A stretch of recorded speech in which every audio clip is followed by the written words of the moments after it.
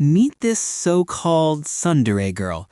Although she tries to act tough and is not honest with herself, she is actually a shy and introverted girl. Yes, you heard that right. In this manga, she doesn't throw flying kicks every time she gets flustered.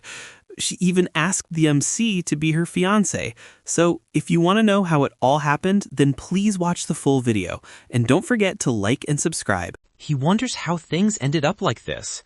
Recalling a moment from just a few days ago, he remembers noticing that the bookstore had a great selection, though the shelves were too tall. During his usual stop on the way home, he sees a customer struggling to reach a book. He wonders why she stands out so much, until he realizes she's his classmate. A foreigner from Finland, she's someone who rarely interacts with anyone. He thinks that if he tries to get involved, she'll probably reject him. To his panic, their eyes meet. She lets out a small cry of surprise, then loses her balance and screams as she begins to fall from the ladder.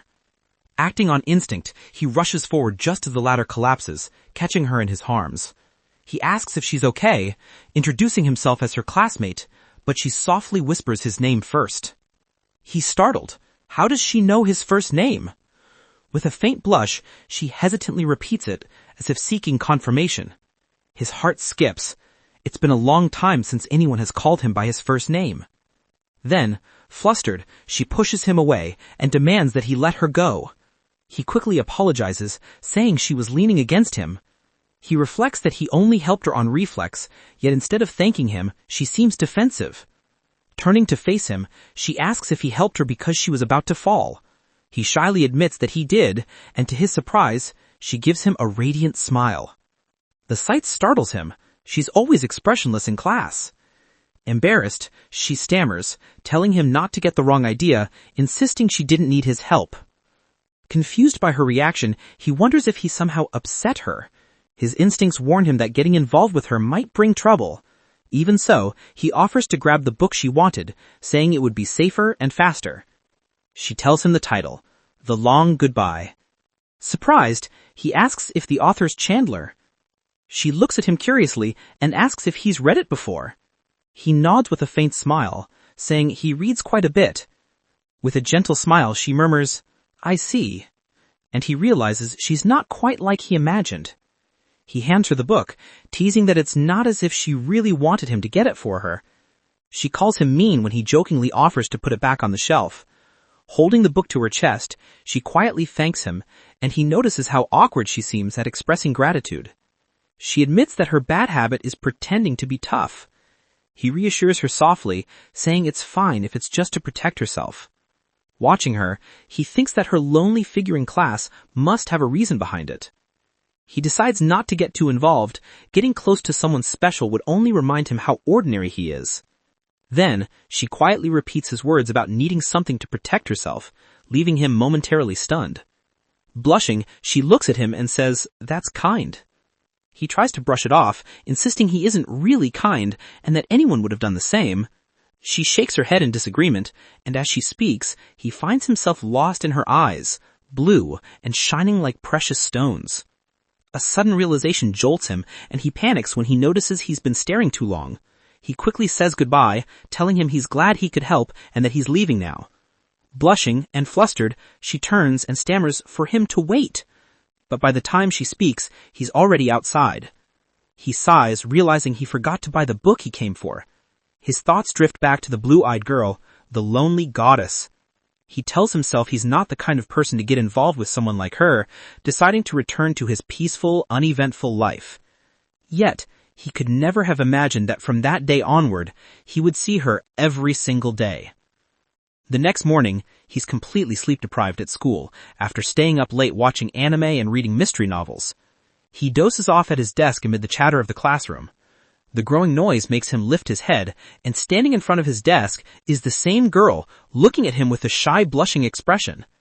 She quietly says she wants to talk to him during lunch. Nervously, she asks if he would have lunch with her. The whole class falls silent, shocked that she's inviting such an ordinary boy to eat with her. Trembling slightly, she asks in a faint voice if his answer is no. He feels the pressure of the moment, aware that one wrong word could cause trouble. When a classmate asks if he's close to her, he quickly denies it, saying he only helped her yesterday. He tries to explain, but she interrupts softly, insisting that it wasn't just that. Blushing, she tells everyone that he also caught her when she almost fell, causing a stir in the classroom. She adds that she wanted to thank him for that, but he awkwardly replies that it was nothing special, insisting she won't be satisfied unless she thanks him properly and offers to buy him the most expensive lunch in the cafeteria. He finds himself in a dilemma, knowing that refusing would be the smarter choice, but he notices her legs trembling. He realizes that the so-called lonely goddess might actually be a shy girl who gathered all her courage to invite him. Despite his lack of confidence, he concludes that he would hate himself if he rejected her at that moment. He says he doesn't deserve a cafeteria lunch, but suggests she could buy him a coffee from the vending machine later. Her face brightens as she asks if that means he'll have lunch with her, and he hesitantly agrees. She lets out a sigh of relief, but quickly adds that it's just a thank you, not because she actually wanted to eat with him. As she keeps insisting she's not happy about it at all, he wonders if this is what people call tsundere. He questions why Sun is interested in him, wondering if there's another reason beyond what happened the day before.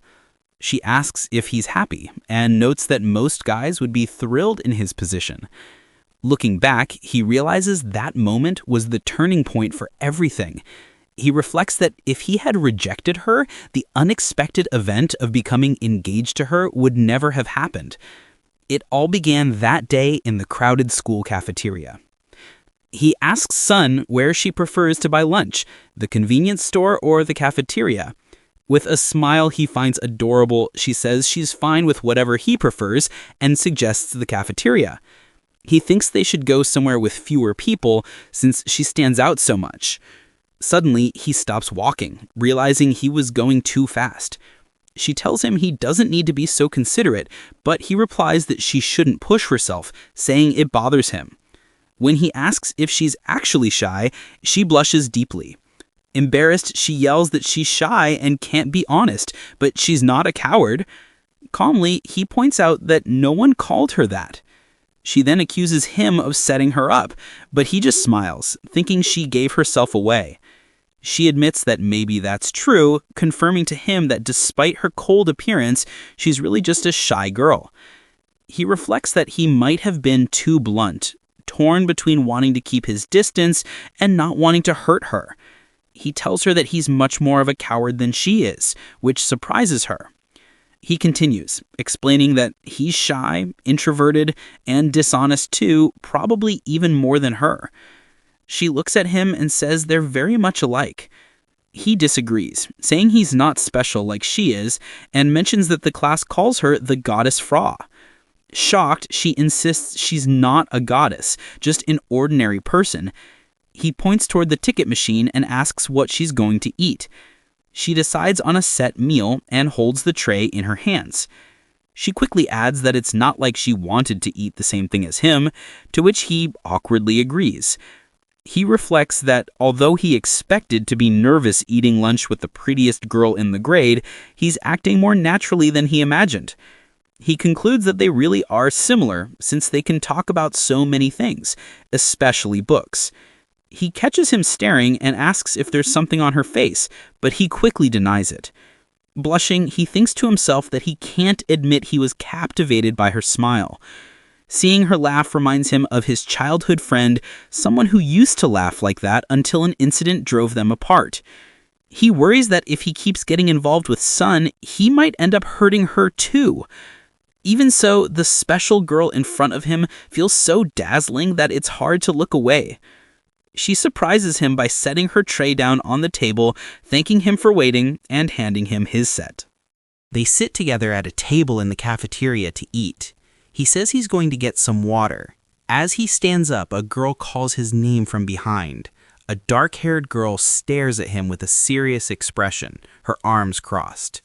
She greets him and remarks that it's rare to see him alone with another girl. He replies that unlike her, he can't live in isolation, then asks if San is by herself. He He internally laments running into the one person he least wanted to see, a girl he once hurt and who now hates him. Son turns to Shai and directly asks if she's Kazu's girlfriend. In response, Shai stares back and asks what would happen if that were the case. The dark-haired girl advises her not to go out with someone useless like Kazu. Shai defends him, telling her not to speak ill of Kazu and that it's none of her business. He clenches his fist in frustration, thinking about how he wanted to keep that secret away from school. Son insists that it is her business, making Shai panic at the thought that she might reveal everything. With a defiant smile, she announces that she is Kazu's fiancé. Shai repeats the words, ex-fiancé. He panics as he realizes the secret has been exposed and wonders how no one else had noticed until now. Son accuses her of breaking the promise to keep their past a secret, but Shai confirms that they were engaged because of their families. He averts his eyes with a pained expression, thinking it's not something he likes to remember. The dark-haired girl tells Shai that unlike her, she knows Kazu very well, warns her not to get involved with such a bad person, the kind of man who abandons his fiancé and runs away. Though she doesn't know what happened, Shai says she can't imagine Kazu being a bad person. Son presses her, asking why she thinks that, and if she can't trust someone who's known him for so long. Shai with firmness replies that she's looking at the Kazu standing right in front of her, not the one from the past. Son warns her not to blame her if she regrets it, but the other girl declares with conviction that she won't regret it.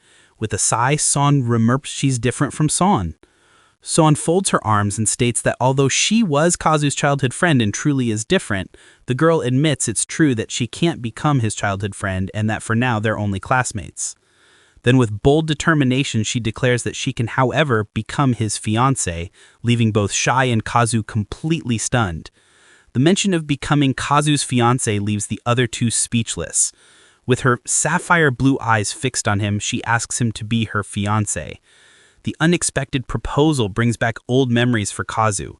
He remembers that when he once had a childhood friend who was also his fiancé, he remembers that the family of that childhood friend belonged to one of the largest corporate groups in Japan. Because they were cousins, their parents arranged the engagement and they began living together after his parents divorced. He recalls that he liked his childhood friend and wanted to become someone worthy of her. He recalls a major incident that destroyed their relationship and ended his engagement with his fiancé. Shai's words about not being able to become his childhood friend echo in his mind. She continues her sentence, asking with a smile if, instead, she could become her fiancé. Her straightforward request wanting to be Kazu's fiancé leaves him speechless.